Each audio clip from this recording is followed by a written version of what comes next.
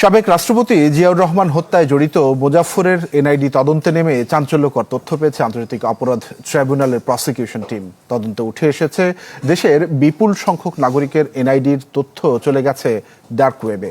একবার ভাবেন যে আমরা কতটা অনিরাপদ আর ঝুঁকির মধ্যে আমাদের ব্যক্তিগত, পারিবারিক, জাতীয় এবং রাষ্ট্রীয় জীবন সমস্ত কিছু এখন ডার্ক ওয়েবে পাওয়া যাচ্ছে। একবার ভাবেন তো কতটা ঝুঁকিতে এবং কতটা নিরাপত্তাহীনতায় আমাদের সরকার, আমাদের রাষ্ট্র এবং আমরা নাগরিকরা।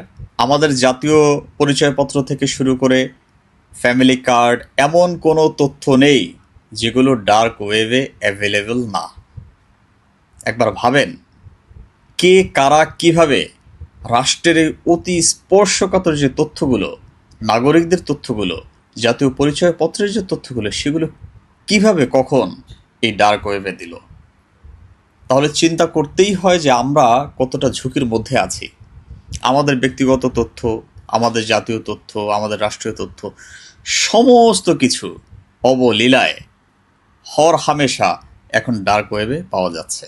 এই প্রতিবেদনটা দেখেন, দেখলে অনুমান করতে পারবেন যে কতটা ঝুঁকির মধ্যে, কতটা অনিরাপত্তার মধ্যে আপনার, আমার, আমাদের সবার দিন কাটছে এবং আমাদের জীবনটা রয়েছে।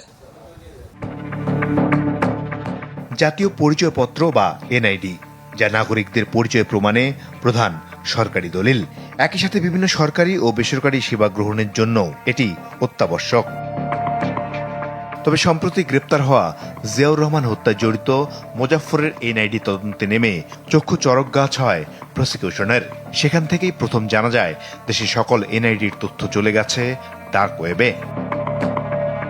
বিষয়টি নিয়ে যাচাই বাছাই শেষে পাওয়া গেল এনআইডি সংক্রান্ত সব তথ্যই পাওয়া যাচ্ছে ডার্ক ওয়েবে। সাইবার নিরাপত্তার স্বার্থে সবকিছু না দেখালেও বোঝা যাচ্ছে কেউ কেউ এসব তথ্য ইচ্ছে করে ছেড়ে দিয়েছে।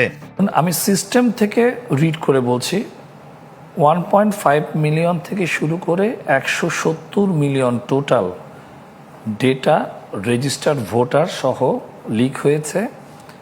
এবং গতকালও নতুন একটি জিনিস লিক হয়েছে 26/8/6। সেখানে আমাদের সরকারি ওয়েবসাইটের ক্রেডেনশিয়াল এবং সার্কুলেট করা হয়েছে ডার্ক মার্কেটে গতকাল পর্যন্ত।